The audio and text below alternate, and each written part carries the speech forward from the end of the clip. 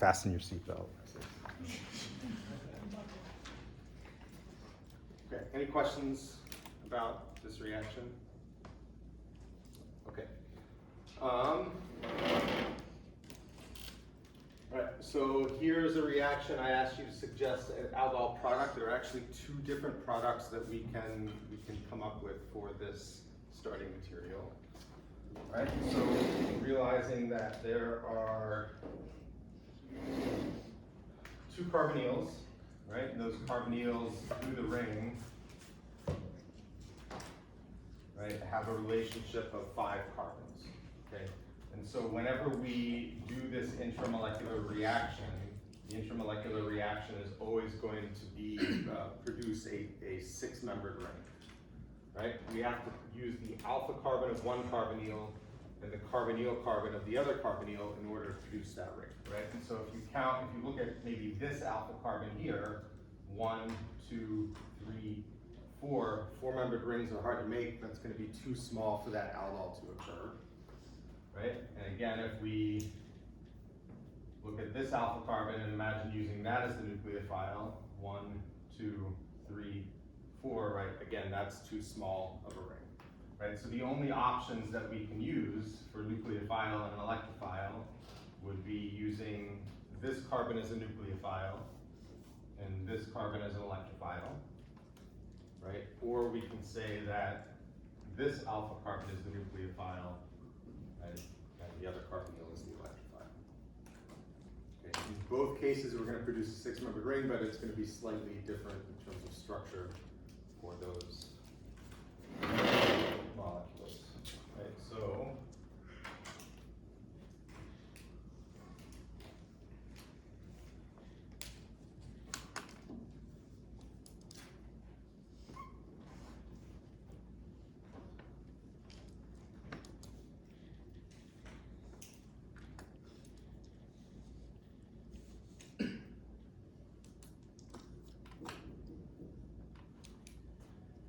so this is going to be one product that we form, right?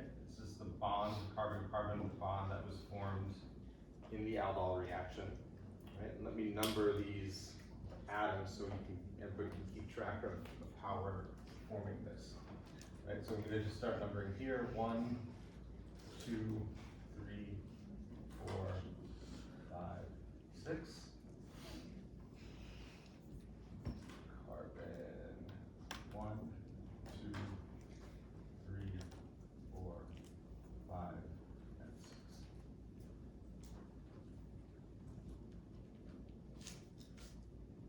Does everybody see that connection? Questions? So here, the carbon 6 is the nucleophile? Yes, so in this reaction, carbonyl 1 is the nucleophile, or carbon 1 is the nucleophile, so the carbonyl on the right, and then 6 is going to be the electrophile. The carbonyl carbon is always the electrophilic atom, right? Mm-hmm. The alpha carbon is always going to be the nucleophilic atom. Okay. Other questions? Okay, so the other product that we can draw is going to look somewhat similar.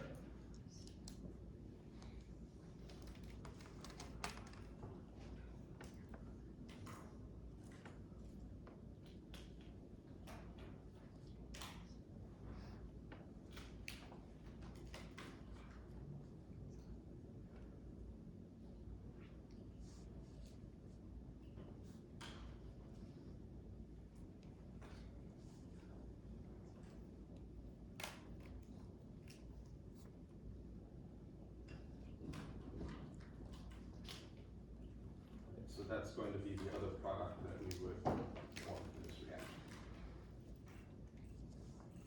Right, so in this case, you use these same numbers. 1, 2, 3, 4, 5, 6, right? And then we didn't number this. That would be the atom at the end on the starting material.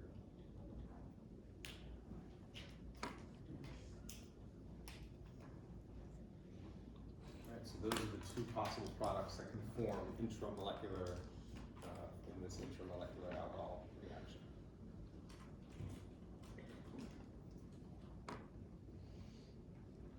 questions?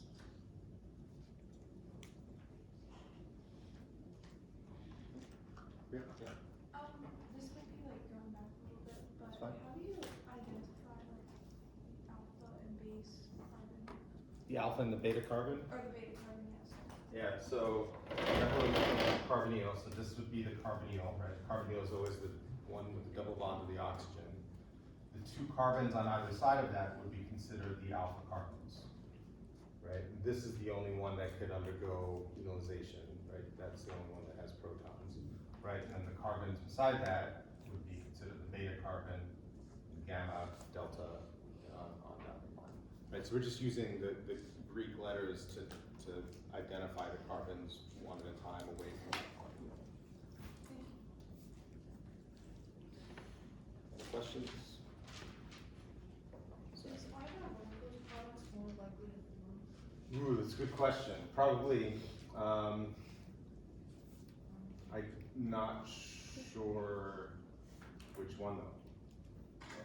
I don't think they would form in a 50-50 ratio.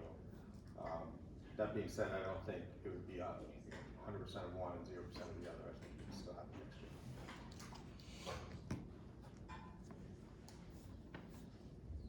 Other questions? And do we have to number all the carbons?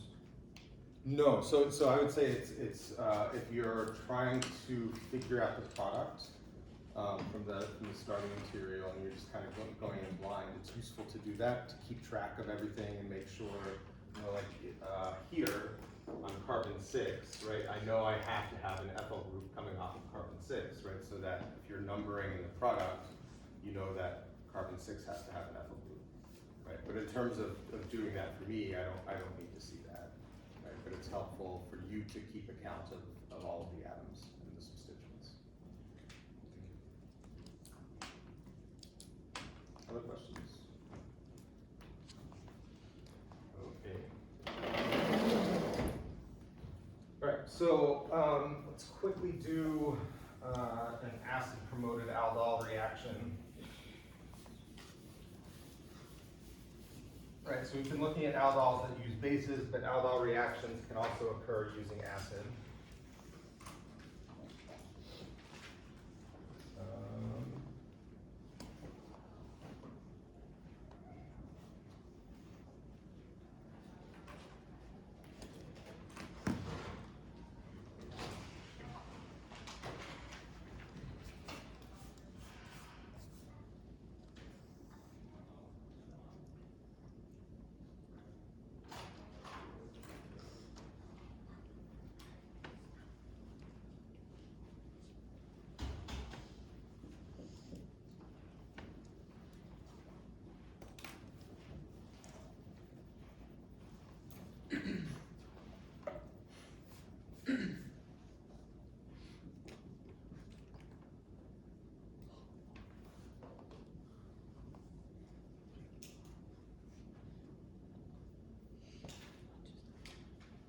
Right, and under acidic conditions, these aldols occur often to form a hydration product.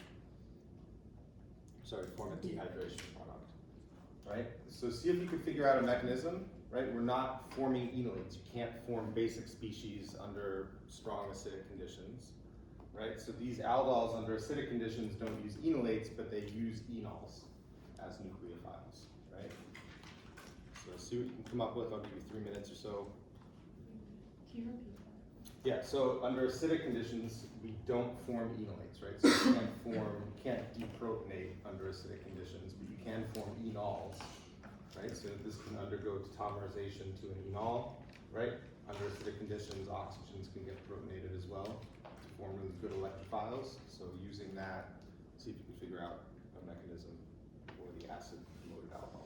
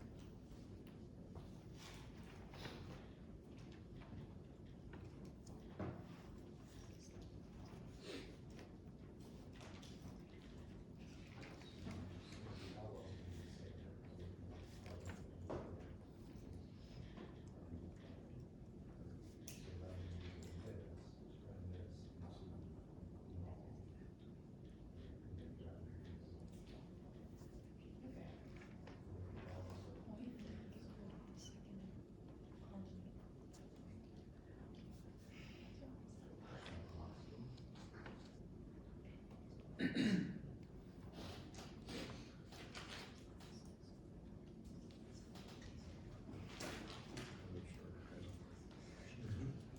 right, so enol forms, right, and think about this reacting with that, right, so here you have an activated carbonyl, here you have a nucleophile enol, right, so nucleophile, electrophile.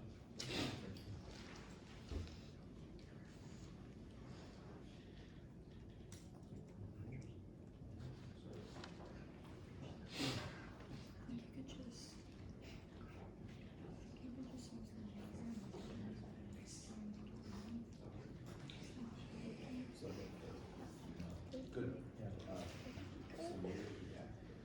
So here's your nucleophile, right? Look at this, right? Before we get to the enol, this is going to be really electrophilic, right? So coordinate carbonyl. So here's your nucleophile, here's your nucleophile. Oh, okay.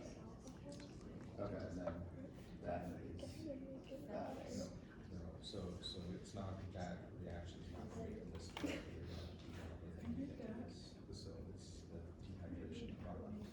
Okay. So after the aldol addition occurs, then we get back to the enol. Got it. Okay. But it reacts to this each other.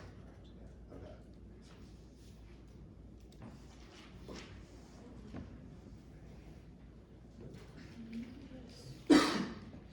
you get your nucleophile,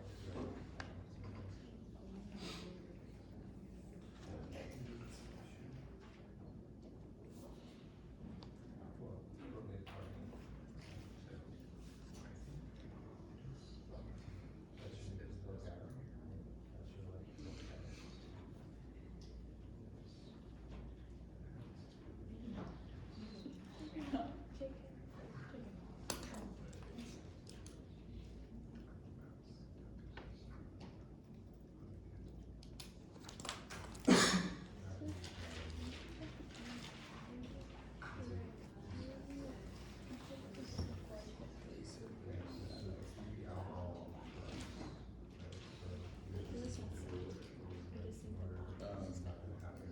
Yeah, I'm not that part right now.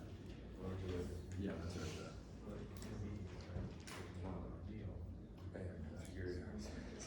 Yeah.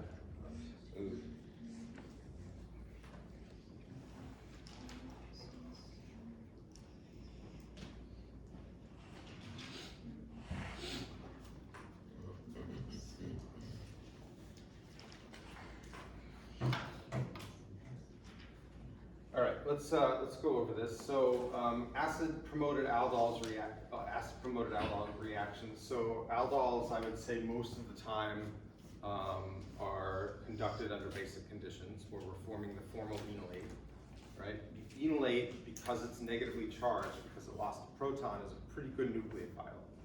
Okay, and so the carbonyl that's in the reaction with the enolate is going to be a good electrophile match, right? So we have a really good nucleophile in the enolate. Carbonyl itself is good enough electrophile for those to react with one another. Under acid promoted or acid catalyzed conditions, acidic conditions, right, we can't form an enolate. We can't deprotonate under acid or acidic conditions, strongly acidic conditions, all right? And so in the case of the acid aldol, right, enol is going to be serving as the nucleophile in that reaction, right? Enols are not strong nucleophiles, right? They're not like enolates, which have a negative charge, right? Enolates are neutral, so they're not going to be very strong nucleophiles. And so as a result, in order for a reaction to take place, if we don't have a strong nucleophile, we need to make sure that we have a strong electrophile. So in this reaction, right, the enol is going to be serving as the nucleophile.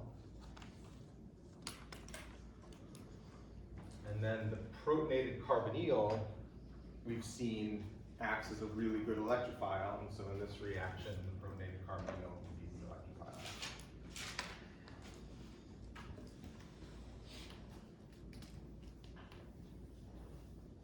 Okay, so mechanistically,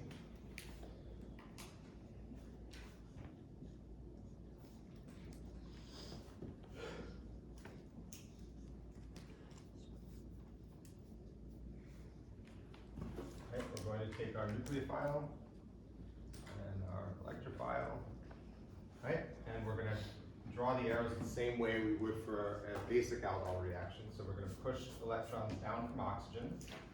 That's going to kick out the pi bond, forming a bond from the alpha carbon to the carbonyl of the electrophiles, right? And then we're going to break the carbon-oxygen pi bond. Okay, so hopefully you can look at, right, kind of ignore the enol here, look at this protonated carbonyl and say, I've seen that before, right? We've done a lot of reactions where we're using acid catalysis to promote the electrophilicity of the carbonyl, right? And adding any number of nucleophiles to it, right? Here we're just using a different nucleophile.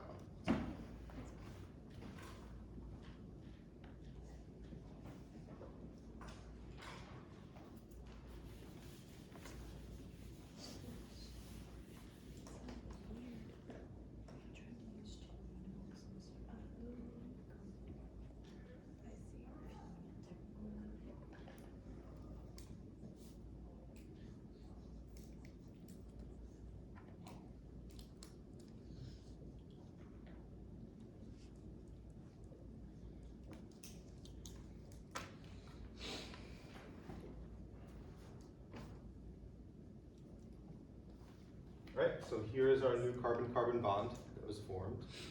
Okay, you can see the nucleophile, there's a hydrogen on the oxygen, right? And so when we reform the carbonyl, that proton is still going to be there, right? But that is eventually going to be transferred under acidic conditions to the hydroxy group that was formed in the carbonyl. And this can happen intramolecularly. It's a big enough transition state, big enough ring for that to happen.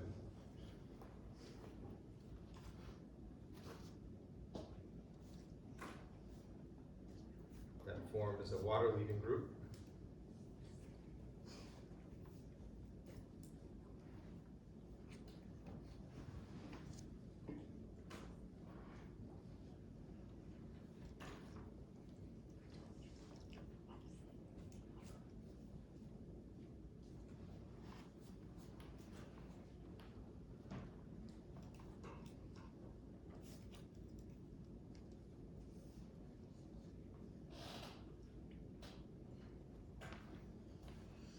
Right? And then once that water-leaving group is formed, one of the basic atoms from the reaction can pick up a proton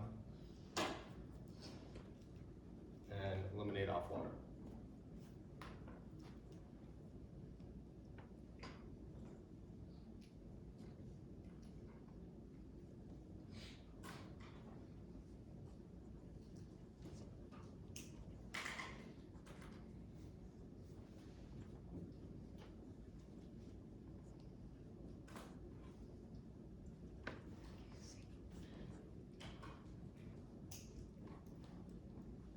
Right, and this dehydration is favorable under acidic conditions, right? Not as likely under basic conditions, okay, but under acidic conditions, it's pretty likely to happen, right? Particularly if we don't have water in the reaction. So why would this be favorable under acidic conditions? What are a couple of things that would make this happen?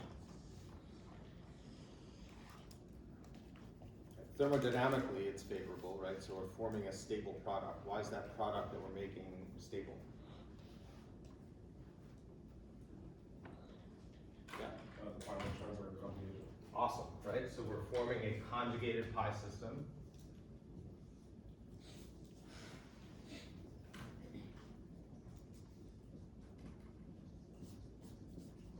Right, so in doing that dehydration, the double bond that forms is in conjugation with the carbonyl, right? And that's going to help lower the energy of those electrons that are left behind after dehydration. Okay, the other reason why this would happen under acidic conditions and not so easily under basic conditions is because under acidic conditions, that's how we can form our water leaving group, right? We can't form water as a leaving group under basic conditions, only under acidic conditions. Okay, so we have to really be careful whenever we make these aldol products, right? Even if we make them under basic conditions, that we don't accidentally submit them to an acidic reaction on down the line, because we would expect that some dehydration would occur. Okay, questions about this? No? Okay.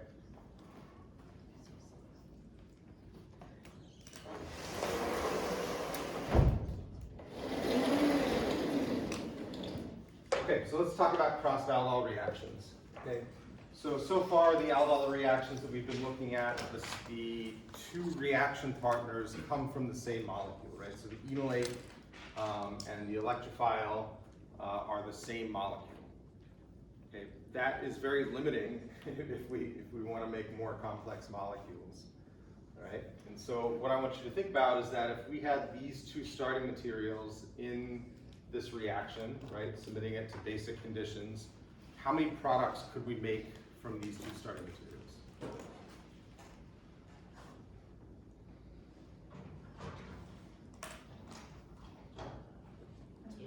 Two?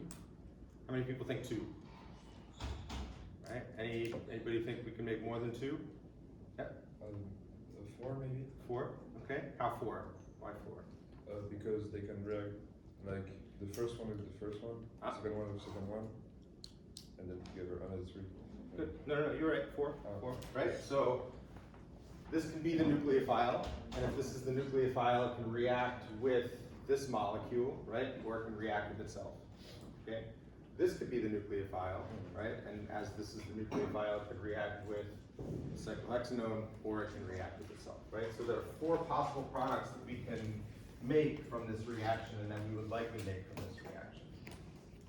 So draw those out.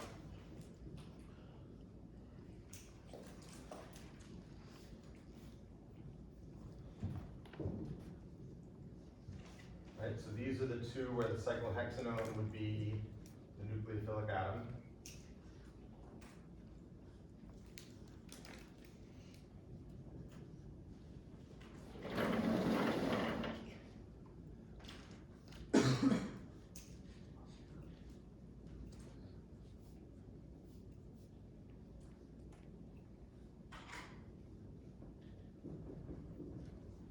Right, and then the 2 where the 3-pentanone would be the nucleophilic atom.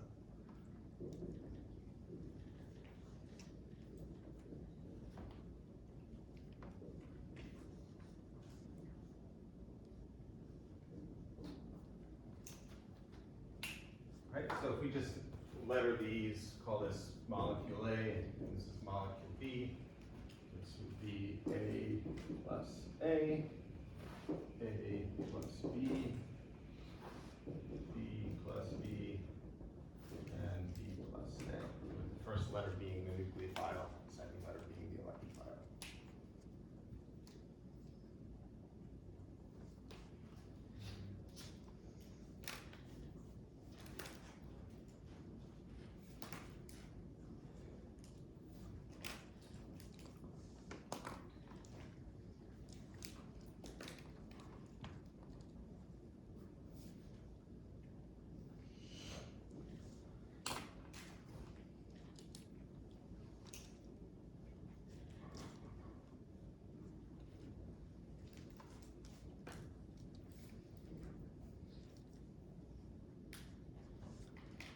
Right, and the reason why this happens is because under these conditions where we're using, call this a thermodynamic base,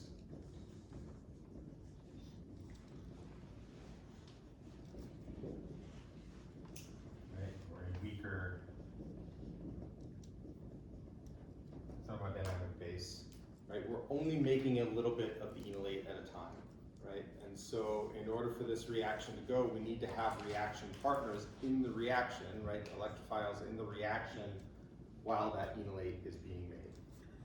Okay, so when we're using the same molecules, the nucleophile and electrophile, that's not that big of a deal, but when we start trying to be selective, right, wanting one molecule to be the nucleophile, one molecule to be the electrophile, that's going to be really difficult to do if we're only making a little bit of the enolate at any one time. Right? Because we can't tell the base, all right, base, I only want you to react with the cyclohexanone to form the enolate, right? The base is going to react with both, okay? And we can't tell these 2 molecules, I want you to be the electrophile and you to be the nucleophile, right? That doesn't work that way, right? So this poses a complication for crossed aldols, right? When we're trying to use 2 different reactions. So when we're using bases like sodium hydroxide, sodium methoxide, and alkoxide and hydroxide bases, there are a couple of rules that we have to follow whenever we're doing aldol reactions.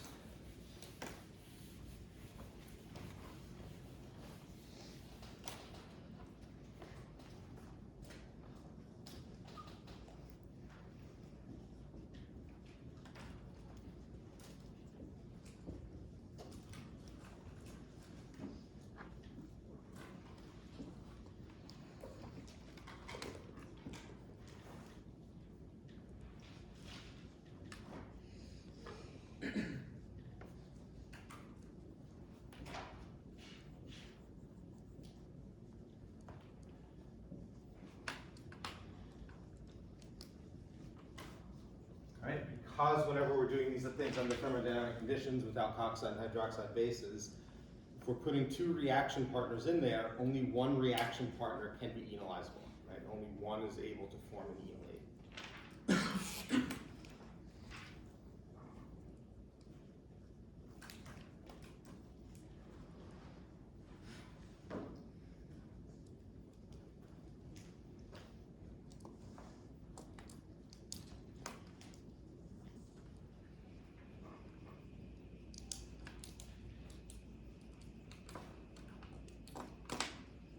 Right? In addition, right, if we want only one of them to act as an electrophile, that means one of them needs to be more electrophilic than the other, right? More reactive than electrophile than the other, right? If we think back to the electrophility, relative electrophilicity of carbonyls, aldehydes are going to be more electrophilic than ketones.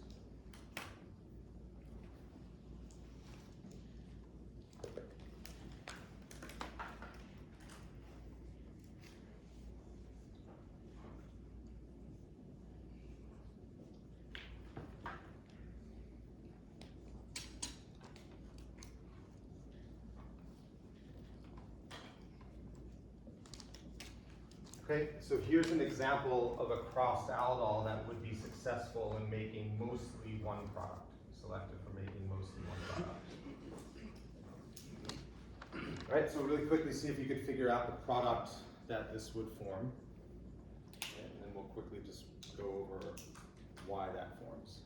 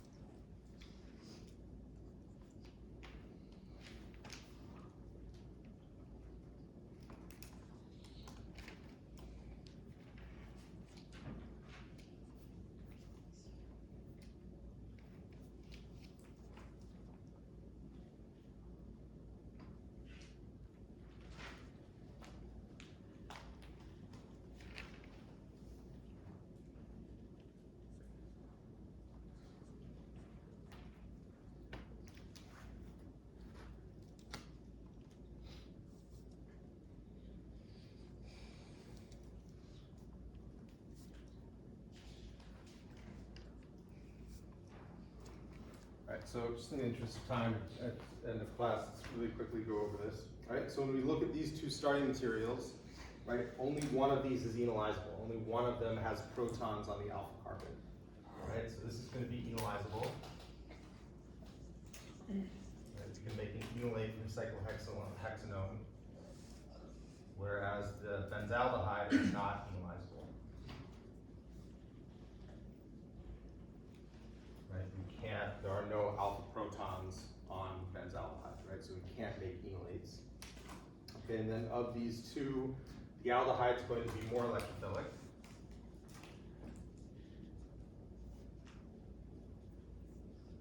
Right, so whenever an enolate forms, the aldehyde will react faster than the less electrophilic ketone.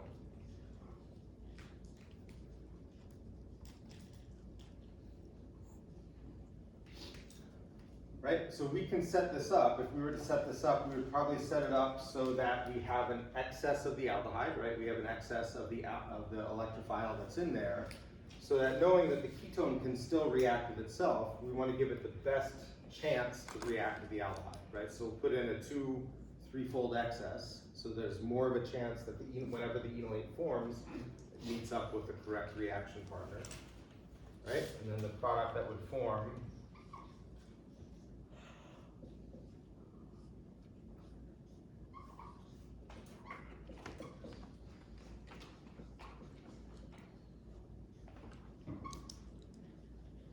would be this product with this new carbon-carbon bond between the alpha carbon of the cyclohexanone, right, and then the carbonyl of the benzaldehyde. So that would be the major product. We'd probably see a small amount of one other product, but not too much as long as we run this under careful conditions. Right, questions about any of this stuff? Yeah. In the first example with most aldol, you did two examples that are like kind of symmetrical. So if you were to change the one, would that just make even more than like products? So yeah, so if we were to change this so that like we started with that ketone where we could form two different enolates, then that would further complicate the product mixture. And we'll get into that on Monday, looking at unsymmetrical. Thank you. Yep.